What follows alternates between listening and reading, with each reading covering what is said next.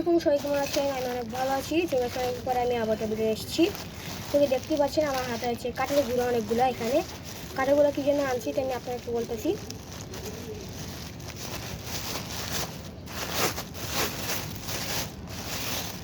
দেখতে পাচ্ছেন এখানে আছে কাঠের গুঁড়ো হচ্ছে আপনারা দোকান থেকে পেয়ে যাবেন, যেখানে অনেক ফার্নিচার বানায় ওখান থেকে কাঠের গুঁড়া পাইতে পারেন আপনারা।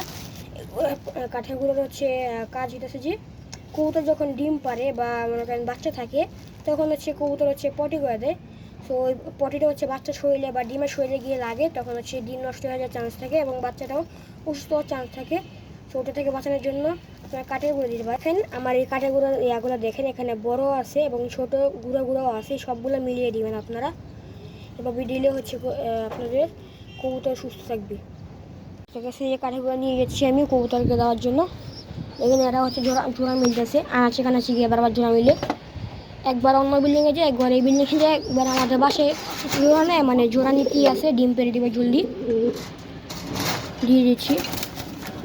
এখন জোড়া মিলছে।